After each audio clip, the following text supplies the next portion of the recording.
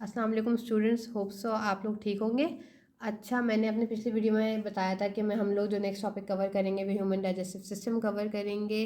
Human digestive system वो system है जो हमारा फूड जो हम इनटेक करते हैं उसको बेसिक सिंपल कंपाउंड्स में कन्वर्ट करके उसको एब्जॉर्ब करवाने में जो सिस्टम वर्क करता है वो डाइजेस्टिव सिस्टम होता है। अच्छा, हमारा डाइजेस्टिव सिस्टम जो होता है वो कंप्लीट होता है। कंप्लीट वो होता है जिसमें दो ओपनिंग्स होती हैं, एक माउथ होता है और एक एनस होता है, वो कंप्लीट होता है, वो होता है कंप्लीट डाइजेस्टिव सिस्टम। अच्छा, गैस्ट्रो इंटेस्टिनल ट्रैक्ट जो होता है वो पूरा जो हमारा प्रोसेस जिस रास्ते से जा रहा होता है, जो फूड हमारा जिस रास्ते से जा रहा होता है या जहाँ प्रोसेस कंप्लीट हो रहा होता है उसको गैस्ट्रो इंटेस्टिनल ट्रैक्ट कहते हैं। अच्छा, डाइजेस्टिव सिस्टम में सेंसरी ग्लैंड्स भी होते हैं, उनमें सलाइवरी ग्लैंड आते हैं, लिवर पैनक्रियाज आ जाता है। अच्छा, और हमारा जो डाइजेस्टिव सिस्टम है ह्यूमन का वो माउथ से स्टार्ट होता है, उसमें oral cavity and through out हम बताते चले जाएंगे एक एक चीज़ को। तो हम सबसे पहले हम माउथ और ओरल कैविटी को कवर कर लेते हैं, उसके बाद फिर आगे जाएंगे। अच्छा, ओरल कैविटी वो होती है हमारे जो माउथ से बाद जो अंदर एक कैविटी बनी हुई है जिसमें टीथ है, टंग है, आपके ग्लैंड्स होते हैं, वो पूरी ओरल कैविटी होती है जिसको हम बकल कैविटी भी कह रहे होते हैं, लेकिन ह्यूमंस के लिए ओरल कैविटी कहना ज़्यादा प्रिसाइज रहता है। अच्छा, हम आगे हम ओरल कैविटी कवर कर लेते हैं। अच्छा, ओरल माउथ जो होता है, हमारे जो लिप्स की ओपनिंग होती है वो उसको हम माउथ कहते हैं, mouth is just an opening. अच्छा, उसके बाद जो एक कैविटी आ जाती है अंदर वो ओरल कैविटी होती है। उस ओरल कैविटी में आपके ग्लैंड्स होते हैं, टंग होती है, टीथ होती हैं, और ये चीज़ें वो आपको मैकेनिकल डाइजेशन में काम आती है। टीथ आपके मैकेनिकल डाइजेशन करते हैं। मैकेनिकल डाइजेशन जो टीथ से हो रही होती है जिसमें एंजाइम केमिकल्स इन्वॉल्व नहीं होते, वो मैकेनिकल डाइजेशन होती है। अच्छा, माउथ में सबसे पहले हम देख रहे हैं हार्ड पैलेट और सॉफ्ट पैलेट। मैंने अंडरलाइन की हुई ये चीज़ें क्योंकि इससे पढ़ने में आसानी हो जाती है, समझने में आसानी हो जाती है, डिस्कस करने में आसानी होती है। हार्ड पैलेट और सॉफ्ट पैलेट। हार्ड पैलेट जो होती है, हम अपना माउथ ओपन करते हैं तो बिल्कुल एक हार्ड बोन ऊपर की साइड पे हमें महसूस होती है, उसको कहते हैं हम हार्ड पैलेट। जो पैलेंटाइन बोन होती है उसको ही हम हार्ड पैलेट कह रहे होते हैं। फिर पीछे थोड़ा हम और फर्दर जाते हैं तो एक सॉफ्ट एरिया स्टार्ट हो जाता है, उसको हम कहते हैं सॉफ्ट पैलेट। अच्छा, वो सॉफ्ट पैलेट होती है, वहाँ पे आपने देखा होगा, मिरर में भी देखा होगा कि एक ओवल शेप स्ट्रक्चर होता है, उसको हम यूव्यूला कहते हैं। लेटरल साइड्स होती हैं, जो साइड होता है आपका वो चीक्स होती हैं, और वह फेरिंग स्टार्ट हो जाता है। जब हम ओव्यूला से थोड़ा और फर्दर नीचे जाते हैं तो ओव्यूला स्टार्ट हो जाता है। अच्छा, हम ओरल कैविटी सबसे पहले कवर करते हैं। ओरल कैविटी में आपके टीथ होते हैं, टंग होती है और सैलिवरी ग्लैंड्स होते हैं। अच्छा, ओरल कैविटी में आप 3 सैलिवरी ग्लैंड्स होते हैं। पैरोटिड ग्लैंड होता है, सब मैंडिबुलर ग्लैंड होता है और सब लिंगुअल ग्लैंड होता है। अब पैरोटिड ग्लैंड जो होते हैं वो ईयर्स की साइड पे होते हैं। सब मैंडिबुलर ग्लैंड्स जो होते हैं वो जॉस की साइड पे होते हैं, lower jaw, base of jaws जो होते हैं आपके दोनों जॉज। सब लिंगल ग्लैंड जो होता है वो एट द बिलो टंग होता है। लिंगुअल होता है वो टंग, जो वर्ड है वो टंग के लिए यूज़ होता है। अच्छा, पैरोटिड ग्लैंड और सब मैंडिबुलर ग्लैंड जो होता है वो सलाइवा और अमाइलेज सिक्रीट करता पे डाइजेशन करता है। अमाइलेज क्या होता है? हमारे फूड में कार्बोहाइड्रेट का जो पार्ट होता है उसको, वो उस पार्ट को बेसिकली जो पॉलीसेक्राइड लेंगे हम उसको, स्टार्च, वो एक सबसे मैक्रो मॉलिक्यूल होता है हमारे फूड में, स्टार्च होता है बेसिकली कार्बोहाइड्रेट। उस पर हमारा जो पैरोटिड ग्लैंड्स और सब मैंडिबुलर ग्लैंड्स हैं वो सलाइवरी अमाइलेज सिक्रीट करते हैं, जो स्टार्च को डेक्स्ट्रिन में, जो कि एक शॉर्ट पॉलीसेक्राइड है। पॉलीसेक्राइड क्या कहेंगे जिसको हम कार्बोहाइड्रेट का यूनिट भी कह सकते हैं। अब मोनोसेक्राइड, पॉलीसेक्राइड, डाइसेक्राइड्स होते हैं, और इसको हमारे कार्बोहाइड्रेट स्टार्च को डेक्स्ट्रिन में कन्वर्ट करता है, जो कि एक शॉर्ट पॉलीसेक्राइड है, और फिर डेक्स्ट्रिन से सलाइवरी अमाइलेज हमारे माल्टोज में कन्वर्ट कर देता है फूड को, जो कि एक डाइसेक्राइड है। अच्छा, दो ग्लैंड्स हो गए, दो ग्लैंड्स में आपके सलाइवा एंड अमाइलेज जो है वो सिक्रीशन है वो काम करते हैं। ये जो मैंने आपको बता दिया, कन्वर्जन बता दी, वो दोनों कार्बोहाइड्रेट पे, सिर्फ कार्बोहाइड्रेट माउथ में, ओरल कैविटी में सिर्फ कार्बोहाइड्रेट पे काम होता है और प्रोटीन फैट कुछ भी नहीं होता, वो ऐसे ही हम लोग सॉलो करते हैं। अच्छा, लेकिन एक थर्ड ग्लैंड है सबलिंगुअल ग्लैंड, जो टंग के नीचे होता है, वो जो है आपका सलाइवा म्यूकस सिक्रीट करता है। अच्छा, सलाइवा एंड म्यूकस, सलाइवा जो है ऑब्वियसली जो आपके सिक्रीशन का पूरा कलेक्टिव पार्ट जो है, लिक्विड पार्ट, वो सलाइवा होता है। और आपका सबलिंगुअल ग्लैंड म्यूकस सिक्रीट करता है। म्यूकस जो है आपके फूड को सॉफ्ट करता है, स्टिकी करता है, ताकि हमें सॉलो करने में आसानी हो। अब जो ये स्टिकी पार्ट जो है फूड का, इसको हम कहते हैं बोलस।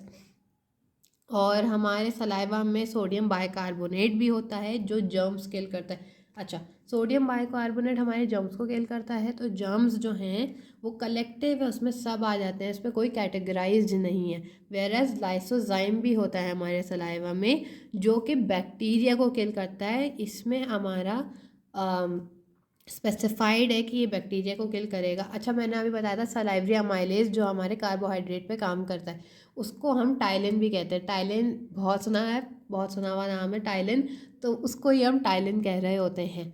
अच्छा, सलाइवा का जो पीएच है वो बेसिक के करीब होता है, एल्कलीन होता है, 6.5 to 7.5 तक होता है। हम बुक से इसको टैली कर लेंगे, जो बुक में होगा वही ऑब्वियसली सही होता है। In case of sin board यही हो रहा होता है।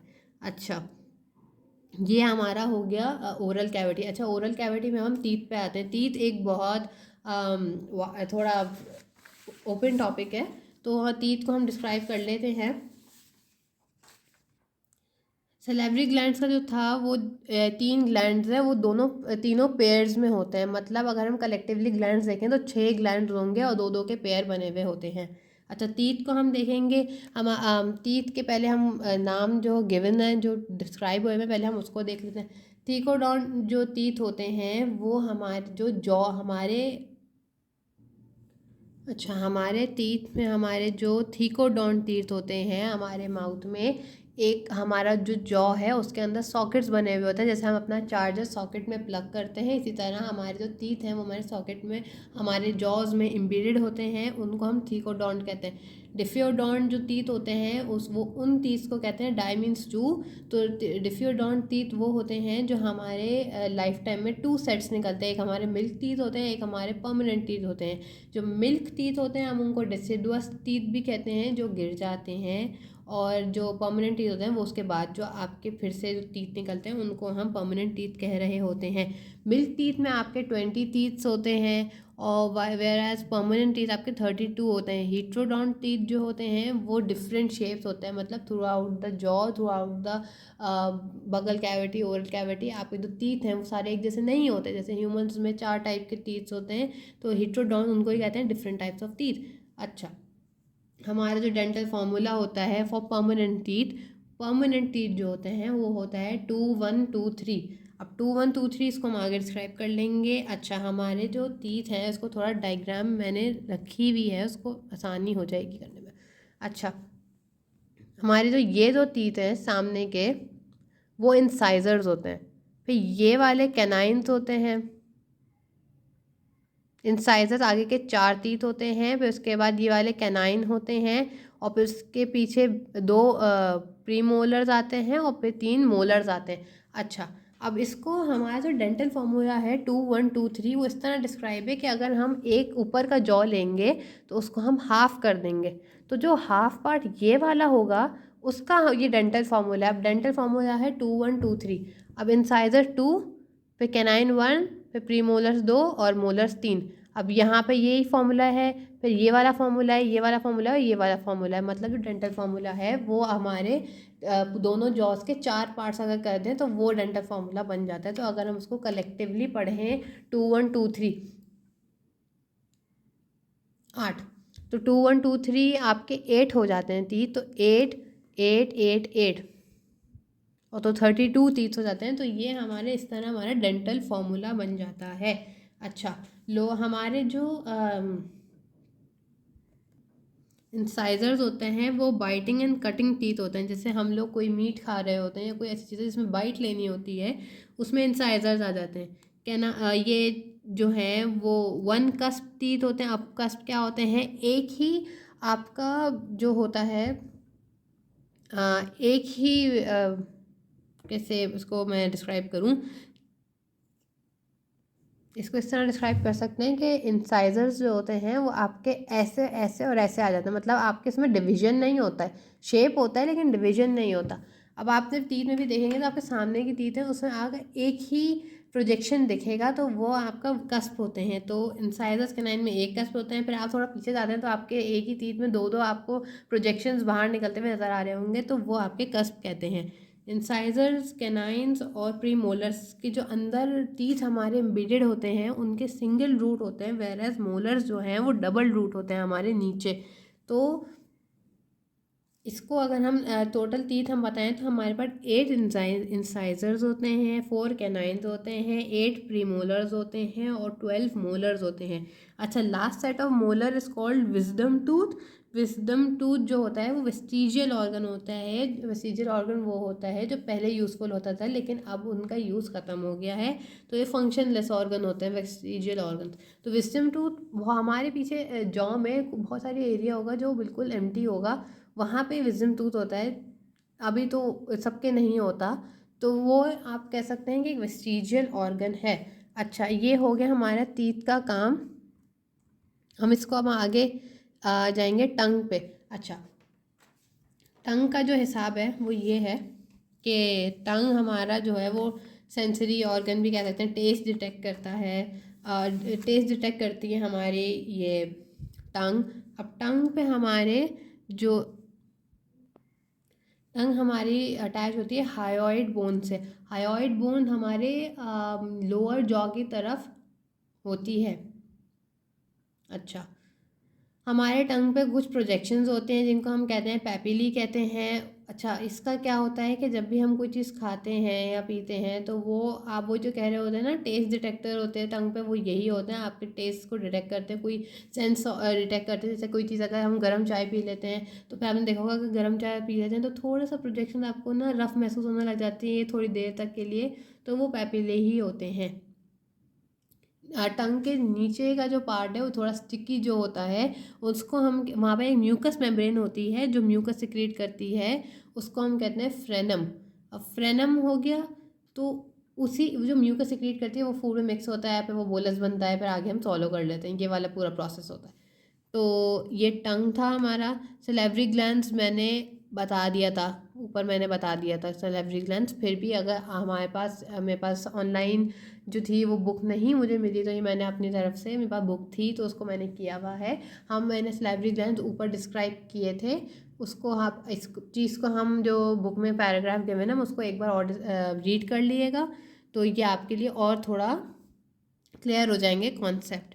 अच्छा, हमारा जो सलाइवा, अच्छा सलाइवा में एक चीज़ रह गई थी। सलाइवा जो हमारा 24 आवर्स में पूरा जो सलाइवा हमारे मुंह में जो सिक्रीट हो रहा होता है ना पूरे 24 आवर्स में, वो 1 to 1.5 लीटर्स होता है। 1.5 लीटर हमारा जो सलाइवा है वो 24 आवर्स में सिक्रीट होता है हमारे मुंह में।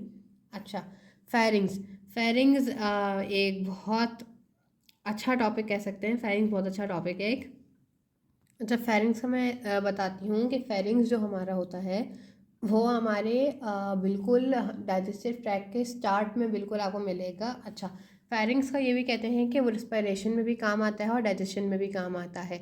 डाइजेशन और रिस्पायरेशन दोनों में काम आता है, लेकिन डाइजेशन और रिस्पायरेशन में फेरिंग्स काम आता है। फेरिंग्स जो है लेकिन मेनली वो डाइजेशन का डाइजेस्टिव सिस्टम का वो पार्ट होता है फेरिंग्स। अच्छा, फेरिंग्स का हम अब एक बात और बता देते हैं कि फेरिंग्स जो है हमारे ओरल कैविटी और ओसोफेगस को कनेक्ट करता है।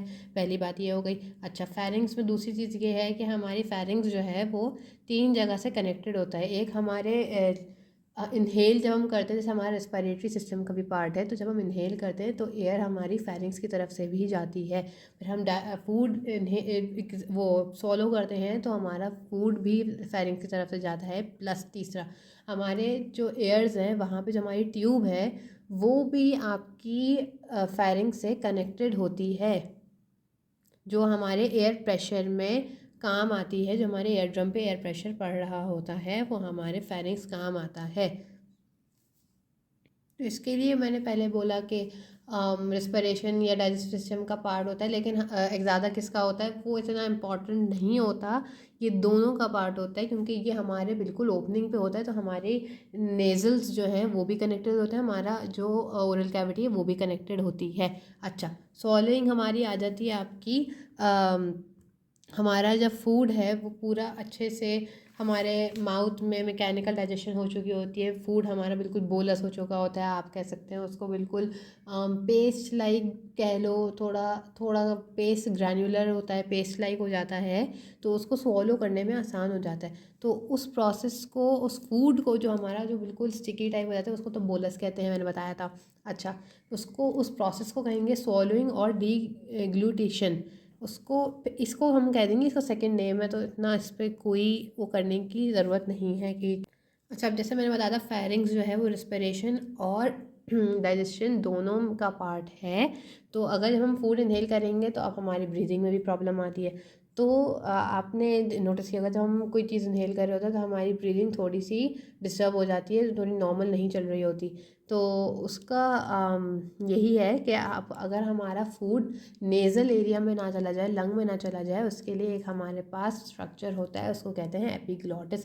एपिग्लॉटिस की जो रेस्टिंग पोजीशन होती है, नॉर्मल जो पोजीशन होती है उसकी होती है स्टैंडिंग पोजीशन होती है, बिल्कुल स्ट्रेट होती पोजीशन जो होती है वो उसकी स्टैंडिंग पोजीशन होती है। एपिग्लॉटिस की लिड लाइक होता है, लेकिन जैसे ही हम फूड सॉलो करते हैं वो लिड है हमारे नेज़ल की तरफ, नेज़ल जो हमारे लंग का एरिया है वो वाली जो ओपनिंग है वहाँ से इसको लिड आपकी क्लोज हो जाती है, तो वो एरिया जो है हमारे फेरिंग्स में चला जाता है, हमारा फूड जो है हमारे ओसोफिगस से होते होते स्टमक की तरफ चला जाता है, वो नेज़ल हाँ नोज़ के लंग्स के एरिया में नहीं जाता, वरना हमें चोकिंग हो जाएगी। अच्छा, पेरिसाल्सिस, पेरिसाल्सिस वही प्रोसेस होता है। पेरिसाल्सिस जो होता है वो आपका प्रोसेस है जिसमें आपका फूड जो आपकी मस्क्यूलर जो आपकी डाइजेस्टिव सिस्टम में जो आपके मसल्स हैं, डाइजेस्टिव सिस्टम में हमारे जो मसल्स जो पूरे ओसोफिगस के हमारे मसल्स हैं, जो भी हमारे हर चीज़ मसल्स होते हैं ना, तो हमारा फूड वो एक मस्कुलर कॉन्ट्रैक्शन एंड रिलैक्सेशन होती है, जिसकी वजह से हमारा फूड ओसोफेगस से होते होते होते होते स्टमक की तरफ आ जाता है। अच्छा, हर चीज़ का एक स्टिमुलेशन होती है, हर चीज़ का एक स्टिमुलस होता है। तो पेरिस्टाल्सिस का जो स्टिमुलस होता है वो डिस्टेंशन होता है। डिस्टेंशन उस चीज़ को कहते हैं कि हमारे फूड है हमारी बॉडी में जो कि इसको कैरी आउट जो हमें पूरे ओसोफेगस की तरफ उसको जाना है, स्टमक के होते की तरफ जाना है ताकि डाइजेशन हो सके, उसको डिस्टेंशन कहते हैं। और जो स्टिमुलस होता है कि हाँ उसको आगे जाके डाइजेशन होनी है, उसको डिस्टेंशन कहेंगे, और आगे जब पूरा प्रोसेस होगा उसको पेरिस्टाल्सिस कहेंगे। हमारे एसोफेगस में इनसाइड पे सर्कुलर मसल्स होते हैं, वेयर एज आउटसाइड पे लॉन्गिट्यूडनल मसल्स होते हैं। डिस्टेंशन होती है तो हमारे फूड आगे प्रोसेस होने में, आगे मूव होने में हेल्प करता है। तो जब distension is due to relaxation of circular muscles whereas a contraction of longitudinal muscles antagonistically मतलब अपोजिटली मूव कर रहे होते हैं, एक रिलैक्स होगा एक कॉन्ट्रैक्ट होगा, तो ये हमारा पेरिस्टाल्सिस हो जाता है। अच्छा, एंटी पेरिस्टाल्सिस क्या हो जाता है? एंटी पेरिस्टाल्सिस उसका अपोजिट प्रोसेस है। एंटी पेरिस्टाल्सिस में abnormal movement of the gut, this feeling is termed as nausea। अच्छा, हमारा जो फूड है हम ज़्यादा खा लेते हैं, शादियों में ज़्यादा खा लेते हैं हम लोग, तो हमारा फूड हम नहीं इतना प्रोसेस कर पा रहा होता, या हमारे अंदर के ऑर्गन्स को हैवी में काम करना पड़ रहा होता है, जिसकी वजह से थोड़ा सिस्टम डिस्टर्ब हो जाता है। तो जो हमारा जो स्टिमुलस, जैसे ऊपर पेरिस्टाल्सिस का डिस्टेंशन था, एंटी पेरिस्टाल्सिस का स्टिमुलस होता है ओवर डिस्टेंशन। तो जो फूड है हमारा वो हमारे उस स्टमक में एंटर नहीं होता है, वो उस फेगस तक, जो ओसोफेगस और स्टमक के जो ओपनिंग है उसको हम कहते हैं कार्डियक स्फिंक्टर होता है वहाँ पे एक। अब मैं इसको आगे बताऊंगी। तो वहाँ पे हमारा फूड रुक जाता है, तो जब हमारा फूड इनटेक हो रहा होता है तो चीज़ें, हमारी जो ओसोफेगस की वॉल है वो थोड़ी सी एक्सपैंड हो जाती है, तो फिर वो ओवर डिस्टेंशन होती है, फिर आपको थोड़ी फीलिंग आती है कि नहीं अंदर के सिस्टम थोड़ा सा ऊपर नीचे हो गया, वो नौसिया होता है। और उसके बाद जो फूड, एक्स्ट्रा फूड है वो जो आपके माउथ से बाहर आता है वो वॉमिटिंग होती है। अच्छा, कभी कभार बहुत सीवियर केसेस में ऐसा भी हो जाता है कि जब हम वॉमिटिंग करते हैं तो हमारा कभी कभार नाक से भी नोज़ से भी हमारी वॉमिटिंग हो जाती है, तो क्योंकि वो फेरिंग्स जो है हमारा नोज़ से भी कनेक्टेड होता है, इस वजह से दोनों तरफ से हमारी वॉमिटिंग आती है। ये हमारा हो गया एंटी पेरिस्टालसिस। अच्छा, एसोफेगस हम बताएंगे। Oesophagus is a connecting link between stomach and और फेरिंग्स। अच्छा, स्टमक में ओसोफेगस हमारा जो लेंथ होती है, हमारी जो पुरानी बुक थी बायो की, उसमें 25 सेंटीमीटर लिखा हुआ था। अच्छा, एसोफेगस हमारा ये हो गया। ये एसोफेगस जो है हमारा फूड को कैरी कर ट्रांसफ़र करता है फेरिंग्स से स्टमक की तरफ। अच्छा, इसकी आपको लोकेशन ऐसे बताएंगे, इस बिटवीन लिखा हुआ है। बिटवीन को अगर हम फर्दर एक्सप्लेन करती हूँ कि हमारी जो स्पाइनल कॉर्ड है वो डॉर्सल साइड पे होती है। डॉर्सल मतलब जहाँ स्पाइनल कॉर्ड होती है वो आपकी डॉर्सल साइड होती है, जहाँ हमारा फिर जो अपोजिट साइड होगी वो हमारी वेंट्रल साइड हो जाती है। तो हमारा जो ओसोफेगस है it is dorsal to trachea और वेंट्रल टू स्पाइनल कॉर्ड। मतलब अगर आपके पास यहाँ पे ये आपका ट्रैकिया है और ये आपका अगर स्पाइनल कॉर्ड है, तो बीच में आपके आ जाता है ओसोफेगस। तो it is dorsal to trachea and ventral to spinal cord. ये मेरा हैंड जो था वो स्पाइनल कॉर्ड था। तो ये हमारा हो जाता है ओसोफेगस की ये पोजीशन हो जाती है।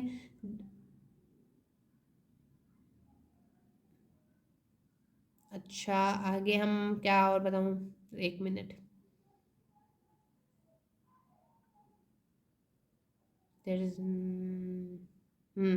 अब एसोफेगस तो एक कनेक्टिंग लिंक होती है, तो इसमें से आपका मूवमेंट हो रही होती है, मसल्स होते हैं जो आपके फूड को आगे ट्रांसफ़र कर रहे होते हैं। तो एसोफेगस तो डायफ्राम की तरफ से गुजरता है, हमारा रिबकेज के नीचे जो एक डायफ्राम है उसकी तरफ से गुजरता है। डायग्राम में अगर हम उसको देखेंगे तो समझ में आ जाएगा। अच्छा, एसोफेगस में कोई टाइप की डाइजेशन नहीं होती, इससे फूड ट्रांसफ़र होता है, ना मैकेनिकल ना केमिकल। स्टमक। अच्छा, स्टमक एक बहुत वास्ट टॉपिक है, बहुत वास्ट टॉपिक है स्टमक हमारा।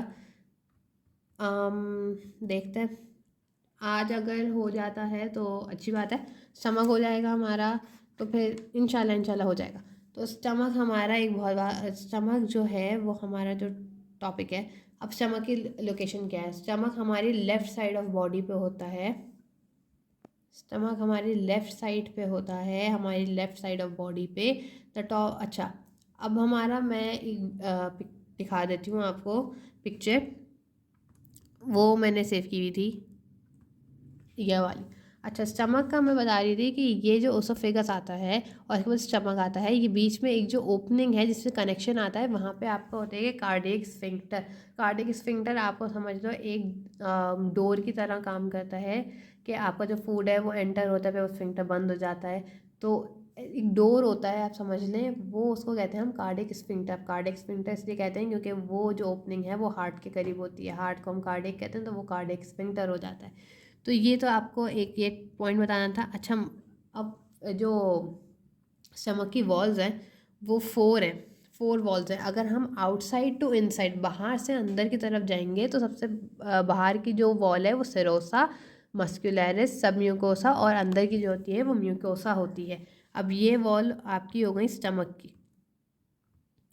अच्छा, अब मैंने कार्डियक स्फिंक्टर बताया था, तो मैं पाइलोरिक स्फिंक्टर भी बताऊंगी। जब स्टमक और ड्यूडेनम अटैच हो रहा होता है तो उसके दरमियान का जो स्फिंक्टर होता है उसको कहते हैं पाइलोरिक स्फिंक्टर। अब ये हो गए 2 स्फिंक्टर। अच्छा, अब हमारे स्टमक में जो वॉल्स मैंने अभी बताई हैं उसका थोड़ा डिस्क्राइब कर लेते हैं, फिर उसके अंदर जो भी एसिड्स हैं जो भी हैं उसको फिर पढ़ लेंगे। अच्छा, सेरोसा जो आउटर मोस्ट है वो प्रोटेक्टिव नेचर की होती है, जो हमारे स्टमक को प्रोटेक्ट करती है, क्योंकि हमारे स्टमक में एक एसिड रिलीज होता है HCl, तो उसको प्रोटेक्ट करती है। म्यूकस रिलीज करती है, लुब्रिकेंट हम कह सकते हैं उसको, और कनेक्टिव टिश्यू की बनी हुई होती है। इस डायग्राम में थोड़ी इसको थिक दिखाए जस्ट बिकॉज ऑफ आपको समझ में आए, लेकिन ये थिनेस्ट होती है। अच्छा, मस्क्यूलरिस आपकी है, थिकेस्ट मस्क्यूलरिस जो आपकी सेकंड वाली है वो थिकेस्ट लेयर है, और इसमें आपके मसल्स होते हैं लॉन्गिट्यूडनल और सर्कुलर, और अलग मसल्स होते हैं। अच्छा, सब म्यूकोसा हम कह लेते हैं, आपके ब्लड वेसल्स होते हैं, इसमें नर्व्स होती हैं। अब म्यूकोसा जो है वो आपकी जो म्यूकस सिक्रीट करती है सबसे अंदर वाली लेयर, उसमें HCl एंड पेप्सिनोजेन से आपको प्रोटेक्ट करती है। अब हमारी सेल में, हमारे स्टमक में HCl रिलीज़ होता है, पेप्सिनोजेन होता है, बहुत एसिडिक नेचर के होते हैं। तो इस तरह तो फिर हमारी स्टमक का हाल हो जाता है। तो इस वजह से इसको प्रोटेक्ट करने के लिए HCl एंड पेप्सिनोजेन आप प्रोटेक्ट करता है। हाईली एक्टिव होता है, ग्लैंड होता है, सिक्रेटरी नेचर होती है।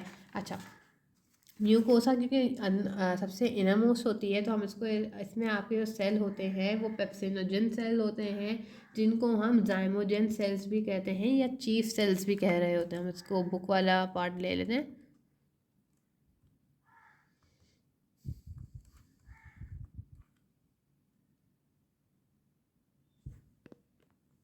हम इसको बता देंगे। अब म्यूकोसा में आपके 3 सेल्स, वो हमारी बुक के हिसाब से अगर हम चलें तो हम इसको थोड़ा रीड भी कर लेंगे, मैं आपको थोड़ा एक्सप्लेन कर दूँगी, आपको समझ में आ जाएगा, कोई मुश्किल नहीं है। म्यूकोसा में आपके पेप्सिनोजेन सेल्स रिलीज होते हैं, जिनको हम जाइमोजेन सेल्स भी कहते हैं, चीफ सेल्स भी कहते हैं। दूसरे सेल्स जो हैं वो ऑक्जेंटिक सेल्स होते हैं, जिनके हम पेराइटल सेल्स भी कहते हैं। और तीसरा होता है म्यूकस सेल्स। बुक के हिसाब से है ये। पेप्सिनोजेन सेल्स जो हैं वो HCl, उन पेप्सिनोजेन सेल्स जिनको मैं कह रही हूँ, जाइमोजेन सेल्स कह रही हूँ, वो सेल्स HCl की मदद से आपके पेप्सिनोजेन को पेप्सिन में कन्वर्ट कर देते हैं। अब pepsinogen and pepsin is protein के ये यूनिट्स हैं। अच्छा, स्टमक में हमारी बहुत सारी डाइजेशन होती है। माउथ में तो सिर्फ हमारी कार्बोहाइड्रेट भी हुई थी, पेप्सिनोजेन उसमें प्रोटीन की डाइजेशन होती है। अच्छा, ऑक्जेंटिक सेल्स जो हैं वो आपके HCl रिलीज़ कर रहे होते हैं, ये हो गया। अच्छा, मैंने आपको लेयर्स का मैंने बता दिया, ये हो गया, ये हो गया। प्रोटीन को हम पेप्टोन्स में, उसके बाद जो है स्टमक में ही आपका एक रेनिन भी होता है, जो आपके इन्फेंट्स में, जो हम मिल्क, इन्फेंट्स की जो डाइट ही मिल्क होती है, तो उसको डाइजेस्ट करने के लिए इनके पास स्पेशल एंजाइम होता है रेनिन, जो आपका कैसिडोजेन इंटू कैसिन में कन्वर्ट है। खैर ये बहुत बहुत डिटेल्ड है, ये छोड़ देते हैं, इसको छोड़ देते हैं। रेनिन होता है, आपको रेनिन का पता होगा, नहीं पता बता देती हूँ। रेनिन एक एंजाइम है, वो भी स्टमक में ही उसका फंक्शन होता है, जो कि इन्फेंट्स में आपके मिल्क, जो उनकी डाइट होती है उससे उनका डाइजेशन के लिए उनके पास रेनिन एंजाइम होता है। अच्छा, प्रोटीन्स कन्वर्टेड इनटू पेप्टोन्स हो जाते हैं इन स्टमक। अच्छा, क्या आएगा इसके बाद? इसके बाद आएगा स्मॉल इंटेस्टाइन शुरू होता है। अच्छा, मैं आपको ये बताती हूँ, स्मॉल इंटेस्टाइन हमारा, अब इसमें हमारा जो बुक में थोड़ा ये गिवन है, इसको एक चीज़ के सेकंड नेम्स गिवन है, ये आपको याद करना होता है। ये आप रीडिंग पे करेंगे, क्योंकि digestive system is a very vast topic. आसान होता है लेकिन इसको कवर करने में बहुत टाइम लग जाता है, तो वो होगा। अच्छा, इसके बाद हमारे पास जो आ जाता है बुक के हिसाब से, अब मैंने जो एक्सप्लेन किया था उसमें सेरोटोनिन नहीं था, सेरोटोनिन भी एक एंजाइम होता है, वो रिलीज़ होता है, वो आगे डोडेनम में आपका मैं एक्सप्लेन करूँगी इसको। अब मैंने आपको ये भी एक्सप्लेन कर दिया था कि ये पूरा पेप्सिनोजेन प्रोसेस मैंने इसको शॉर्ट में कर दिया है, इसको एक रीड देना इंपॉर्टेंट है, क्लियर हो जाता है। अच्छा, इसके बाद हम कहेंगे स्मॉल इंटेस्टाइन पे जाएंगे। स्मॉल इंटेस्टाइन में आपका जब स्मॉल इंटेस्टाइन शुरू होता है, तो सबसे पहले स्मॉल इंटेस्टाइन के 3 पार्ट होते हैं, duodenum, jejunum and ileum. Duodenum important part होता है। Small intestine 6 meters long, 3 to 4 centimeter wide, ये रीडिंग पे आएगा, सब रीडिंग पे आएगा। ड्यूडेनम जो है द फर्स्ट पार्ट। अच्छा, ड्यूडेनम का मैं इसको फिर इसको शॉर्ट में करूँगी, रीडिंग में आ जाता है लेकिन हम इसको फिर भी शॉर्ट में करेंगे। ड्यूडेनम एक बहुत बहुत वास्ट टॉपिक है। और अच्छा, हम बात करेंगे ड्यूडेनम की। ड्यूडेनम एक जो है आपका स्मॉल इंटेस्टाइन का फर्स्ट पार्ट है। अब ड्यूडेनम में जो बात आ जाती है वो ये है कि ड्यूडेनम में आपका बाइल डक्ट और पैनक्रियाटिक डक्ट दोनों ओपन होती हैं, जो मर्ज जाती हैं और बन जाती है कॉमन बाइल डक्ट।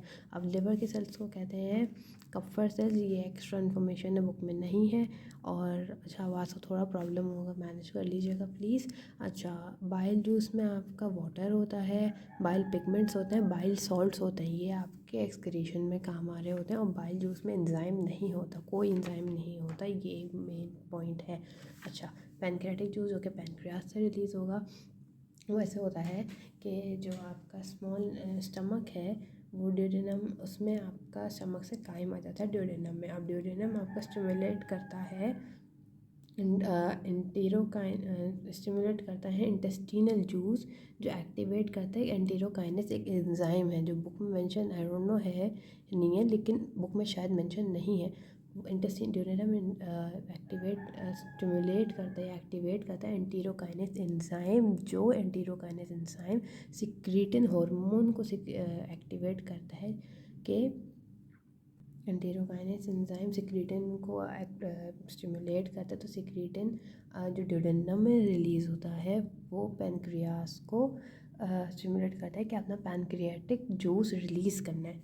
अच्छा, ये सिंपल सा था। पैनक्रियाटिक डक्ट में आ जाता है पैनक्रियाटिक जूस। अब पैनक्रियाटिक जूस में आपका क्या क्या पार्ट है? पैनक्रियाटिक अमाइलेज पहला पार्ट है, पैनक्रियाटिक अमाइलेज जो कि कार्बोहाइड्रेट पे अफेक्ट करता है और इसको सिंपल कंपाउंड में कन्वर्ट कर देता है। और उसके बाद लाइपेज जो होता है वो फैट को फैटी एसिड एंड ग्लाइसरॉल में कन्वर्ट कर देता है by the help of emulsion. Emulsion book में नहीं है और लेकिन मैं बता रही हूँ। ट्रिप्सिनोजन जो है वो एक्टिवेटर होता है, एक्टिवेट करता है। ट्रिप्सिनोजन भी एक्टिवेट करता है, ट्रिप्सिनोजन ट्रिप्सिन को एक्टिवेट करता है। ट्रिप्सिन जो है जो हमारे जो स्टमक में पेप्टोन्स हो गए थे उसको कन्वर्ट करता है पेप्टाइड्स में, ठीक है, पेप्टाइड्स में कन्वर्ट करता है। पेप्टोन्स स्टमक में हो गए थे, पेप्टाइड्स में। मैं इसको समराइज़ कर दूँगी एंड में, मैं इसको पूरा समराइज़ कर दूँगी शॉर्ट में बिल्कुल। काइमोट्रिप्सिनोजन एक ये है वो ट्रिप्सिन को एक्टिवेट करता है और फिर ट्रिप्सिन जो है वो काइमोट्रिप्सिन को एक्टिवेट करके वो आ जाता है अमाइनो एसिड में कन्वर्ट कर देता है। अच्छा, फैट पे काम हो गया, प्रोटीन कार्बोहाइड्रेट वाला काम हो गया, प्रोटीन पे ट्रिप्सिनोजन एंड काइमोट्रिप्सिनोजन चलता है। अच्छा, सेकेंड पार्ट आता है आपका जोजेनम।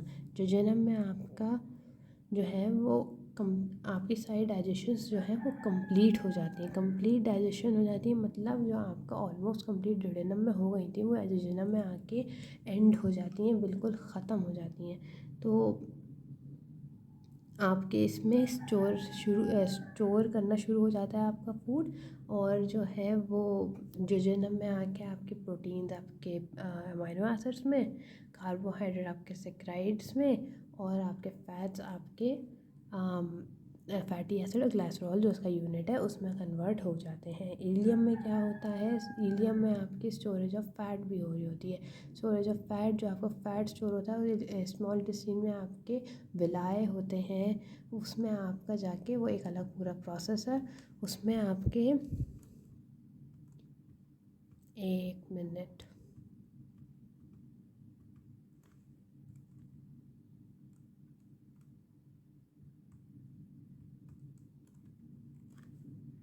बुक में आपको इलियम में आपको विलाय का स्ट्रक्चर बताया गया है और उसमें आपके वेन्स बताई गई हैं, लेकिन आप बेसिकली इसको रीड करना होता है और शॉर्ट में किया जाए तो इलियम में आपका आगे जो फैट है वो स्टोर हो जाता है। आपकी विलाय में आपका एक प्रोसेस होता है वो उससे आपका फैट स्टोर होता है। जो कार्बोहाइड्रेट कुछ जो वो आपका ग्लूकोज है वो स्टोर में लिवर में जाके स्टोर हो जाता है ग्लाइकोजन में। तो ये आपका जो इलियम बेसिकली होता है वो आपका स्टोरेज एब्जॉर्प्शन ऑफ फूड होता है। ये आपका हो गया इलियम। अच्छा, लास्ट स्टेप जो होता है वो अनडाइजेस्टेड फूड का रिमूवल होता है, जो शुरू होता है आपका लार्ज इंटेस्टीन में। लार्ज इंटेस्टीन के 3 पार्ट्स होते हैं, सीकम, कोलोन, रेक्टम। सीकम में आपका असेंडिंग कोलोन होता है जो आपका, मैं आपको एक मिनट, ये आपका आ जाए सीकम, ये आपका आ जाता है कोलोन और ये आपका रेक्टम शुरू हो जाता है। अच्छा, अब इसमें हमें क्या देखना है वो ये है कि sphincter between ileum and caecum. Ileum और सीकम, जहाँ से इलियम ख़त्म होता है सीकम स्टार्ट होता है, वो उसको हम कहते हैं इलियोसीकल स्फिंक्टर, ठीक है। सीकम जो होता है वो राइट साइड ऑफ एब्डोमेन होता है, ये वाला पार्ट, ठीक है। अब ये वाली चीज़ हो गई। इसमें लार्ज इंटेस्टाइन में आपका जितना भी वेस्ट प्रोडक्ट है, जितना भी आपका अनडाइजेस्टेड फूड है वो आपका आ जाता है रेक्टम में। अच्छा, मज़े की बात यह है इसमें एक पॉइंट और है सीकम में कि अपेंडिक्स भी होता है। अपेंडिक्स जो है वो आपका ब्लाइंड क्लोज होती है, ब्लाइंड क्लोज पार्ट है जो एक एक्स्ट्रा उसको हम वो भी कह देते हैं कि वेस्टिजियल ऑर्गन है, किसी का यूज़ नहीं होता है उसमें, लेकिन अगर उसमें फूड चला जाए या स्टोर होना शुरू हो जाए तो अपेंडिसाइटिस हो जाता है, ये भी है। अच्छा, रेक्टम में हम क्या करेंगे, साइक्लाइक होता है, उसमें आपका रेक्टम में का सारा वेस्ट प्रोडक्ट आता है और उसके बाद आपके बॉडी से इजेक्ट आउट हो जाता है। अब इसको हम समराइज़ करते हैं इसको पूरा, ना सिर्फ स्ट्रक्चर वाइज नहीं हम करेंगे, हम इसको करेंगे प्रोसेस वाइज में आपका क्या आ जाता है। सबसे पहले फूड एंटर हुआ माउथ में, ओरल कैविटी में आपके 3 ग्लैंड्स आ गए, पैरोटिड, सबलिंगुअल, सबमैंडिबुलर, ठीक है। इन्होंने अपने सलाइवा और अमाइलेज, सबमैंडिबुलर और सब पैरोटिड ग्लैंड और सबमैंडिबुलर ने आपका सलाइवा और अमाइलेज सिक्रीट किया, जो कि कन्वर्ट हुआ स्टार्च को डेक्स्ट्रिन में और उसके बाद माल्टोज में, और सबलिंगुअल ग्लैंड ने आपका म्यूकस और सलाइवा सिक्रीट किया, जिससे म्यूकस में आपका फूड बन गया बोलस। मैकेनिकल डाइजेशन हुई, बोलस हो गया, फेरिंग्स में आ गया। फेरिंग्स में आके क्या हुआ है, फूड आके फेरिंग्स से मूव होते होते होते ओसोफेगस से स्टमक में आ गया। ओसोफेगस में कोई भी इंजाइम, कोई भी डाइजेशन नहीं होती, सिर्फ फूड मूव करता है। आपका डिस्टेंशन पेरिसाल्सिस होता है, पेरिसाल्सिस का जो स्टिमुलस है उसको कहते हैं हम डिस्टेंशन। एंटी पेरिसाल्सिस का ओवर डिस्टेंशन होता है। आप स्टमक में आ गया, कार्डियक स्फिंक्टर ओपन होता है, फूड अंदर आता है, उसमें सेल्स आ जाते हैं। आप इसकी 4 लेयर्स है, वो मैंने उसको स्ट्रक्चर वाइज हम बात कर रहे हैं एंजाइम वाइज। और एंजाइम वाइज हम देखें कि हमारे पास जो सेल्स आते हैं स्टमक के, वो पेप्सिनोजन सेल्स होते हैं, जिनको ज़ाइमोजन सेल्स या चीफ सेल्स भी कहते हैं। ऑक्जेंटिक सेल्स है और पैराइटल सेल्स, ये दूसरे सेल हैं, और म्यूकस सेल, ठीक है। अब पेप्सिनोजन सेल्स हैं, वो पेप्सिनोजन सेल्स जो हैं वो पेप्सिनोजन को पेप्सिन में कन्वर्ट करते हैं। अब ये पेप्सिनोजन कहाँ से आया, जो हमने प्रोटीन इनटेक की थी वो ऐसे ही हमारे स्टमक में आ गई, तो वो प्रोटीन पेप्सिनोजन के फॉर्म में थी, जो पेप्सिन में कन्वर्ट कर दी उस HCl से, जो ऑक्जेंटिक सेल्स ने रिलीज़ किया था। ये हो गया।